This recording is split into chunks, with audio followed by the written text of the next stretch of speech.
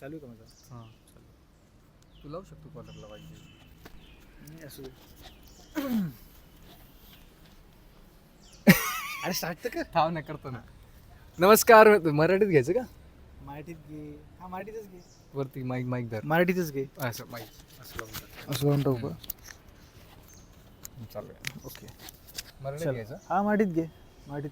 तर नमस्कार मित्रांनो, मी आहे आर्ज विक्रम आणि आज माझ्यासोबत आहे तन्मय. तर आम्ही काही नाही, we are just going to discuss about some psychological disorders. Disorder, bipolar disorder. पहिले तर बायपोलर डिसऑर्डर, डिसऑर्डर. कारण की आता स्टडी नाही नाही गरज का बरं पडली ते बघायचं, कारण की सध्या आम्ही तेच पेशंट तेच पेशंट हाताळतोय आम्ही ते पेशंट्स.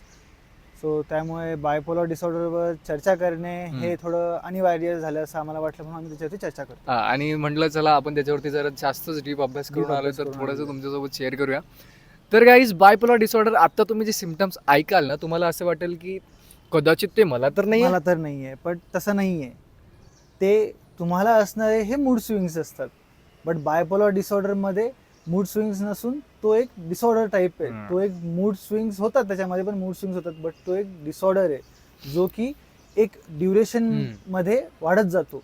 त्याला एक ड्युरेशन असते, वर्षभराची 3 महिन्याची ड्युरेशन असते. जर कंटिन्यू 3 महिने जर आपण जर रेग्युलरली तेच चिडचिडापण, रागीटपण, अग्रेसिव्हनेस दाखवत असलो तर तो आपल्याला एक बायपोलर डिसऑर्डरचे सिम्पटम्स दिसतात. आता सरळ सरळ आम्हाला एवढंच सांगायचं की आम्ही आता जे काही तुम्हाला सिम्पटम्स सांगू ते एक्स्ट्रीम लेवलवरती असणार आहेत. त्यामुळे अगोदर बघा की बायपोलर डिसऑर्डर म्हणजे काय असतो. शॉर्टमध्ये बायपोलर डिसऑर्डर म्हणजे काय असतो? बायपोलर डिसऑर्डर म्हणजे, बायपोलर हा एक मूड डिसऑर्डर आहे ज्यामध्ये 2 फेस असतात. एक मॅनिक फेस असतो आणि एक असतो हायपोमॅनिक फेस, जो की सेकंड फेस असतो. मॅनिक हा फर्स्ट फेज असतो. फर्स्ट फेजमध्ये, मॅनिक फेजमध्ये जे असतं त्यामध्ये माणूस चिडचिडा पण होऊन जातो, खूप ॲक्टिव्ह होऊन जातो, खूप टॉक्टिव्हनेस होऊन जातो, त्याची झोप कमी होऊन जाते, क्रिएटिव्ह लेवलवरती चालला जातो. त्याची सेल्फ स्टीम जो असतो, सेल्फ कॉन्फिडन्स जो असतो तो खूप हाय लेवलवर चालला जातो की मी असं करेल तसं करेल, खूप काही गोष्टी करण्याचे तो बोलत असतो. आणि रिस्की बिहेवियर होऊन जातं त्याचं, काही करायला घाबरत नाही, कोणाला मारायला घाबरत नाही, खूप काही. आणि त्यामुळे पण तुला असं वाटतं की तो पूर्ण जग जिंकून जाईल, सुपरमॅन. पण याच्यासोबतच प्लस पॉइंट असा आहे की पण कधी कधी अचानक त्याचा मूड एकदम हायपर वरती जातो, तर कधी कधी एकदम लो होऊन जातो. म्हणजे एका सेकंदाला वाटेल की मी पूर्ण जग जिंकून गेल, दुसऱ्या सेकंदाला वाटेल की यार जिंदगी में कुछ नहीं रहा. होपलेसनेस, सॅडनेस, त्यानंतर मग तो एकदम डिप्रेशन मध्ये झाला जातो. एक लो फेसचा डिप्रेशन असतो त्या टायमाला. मॅनिक बायपोलर मध्ये एक लो फेस असतो, सरळ झिरो मोटिवेशन आणि एम्प्टीनेस खतम. हा कशामध्ये होतो? पहिल्या फेज मध्ये, मॅनिक मध्ये. पण एवढं लक्षात ठेवा की हा एकदम एक्स्ट्रीम लेवलचा आहे. Okay, severe level. तुम्हाला जे मूड स्विंग्स होत असतील, तुमचे मूड स्विचेस होत असतील, की तुम्हाला वाटत असेल की आता मी खूप मोटिवेशनल फील करतोय, दुसऱ्या सेकंडाला एकदम मोटिवेशन झिरो होत असेल, तर असं एपिसोडिक म्हणजे एकदम सेकंदाला किंवा असं तुम्हाला होत असेल तर ते असं बिलकुल नाही आहे. तसं नाही. तुम्हाला सांगतो ते पेशंट कसं रिॲक्ट करतात. आतापर्यंत जे एखादा पेशंट बघितलं असेल ते सांगू शकतो का? त्याचे पॅल्पिटेशन्स होतात, त्याला घाम येतो, टेन्शन येतं, त्याला बोलणं जमत नाही, डिसऑर्गनाइज स्पीच होते त्याची. त्यानंतर मग तो खूप काही गोष्टी अशा बोलून जातो की तो खूप म्हणजे एकदम हाय क्रिएटिव्हिटी लेवलवरती की मी असं करेल तसं करेल, मी खूप काही गोष्टी करून दाखवेल, माझ्याकडे ह्या गोष्टी त्या गोष्टी, बट ॲक्च्युअलमध्ये त्या गोष्टी त्याच्याकडे नसतात. आणि असे लोक कंट्रोलच्या बाहेर होतात. खरंच कंट्रोलच्या बाहेर होतात. हो, अग्रेसिव्ह जास्त असतात ते, त्यांना थोडं कंट्रोल करणं अवघड असतं, पण ठीक आहे, ते होऊन जातात कंट्रोल. इतकं काही रिस्की नसतं. रिस्की नसतात ते, पण ते समजा ते हायपर झाल्यावरती त्यांना थोडं दाबावं लागतं, पकडावं लागतं त्यांना की बाबा नाही. त्यांना सांगावं लागतं की हे जे तू करतोय ते चुकीचं आहे. अग्रेसिव्हनेस त्यांची थोडी कमी करावं लागते. थोडा अँगर इश्यूज वाढून जातो, कारण अग्रेसिव्ह होऊन जातात पर्सन, तर तो अँगर इश्यू त्याचा थोडा दाबावा लागतो. आता हा न्यूरोटिक का सायकोसिस मध्ये येतो, हा की नाही?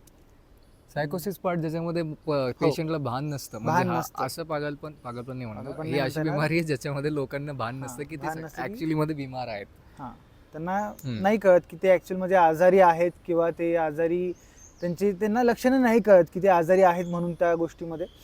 सो त्यांना ते आपल्यालाच ऑब्झर्व करावं लागतं की ते आजारी आहे बाबा. त्यांना घेऊन घ्यावं लागतं, हॉस्पिटलाइज करावं लागतं, मेडिकेशन्स होतात, थेरपीज होतात, मग ते होऊन जातात नीट. आणि ही बिमारी इंटरेस्टिंग पण याच्यासाठी की लोक याच्यामध्ये खूप मोठ्या भबाऱ्या मारायला सुरुवात करतात. ते आहे.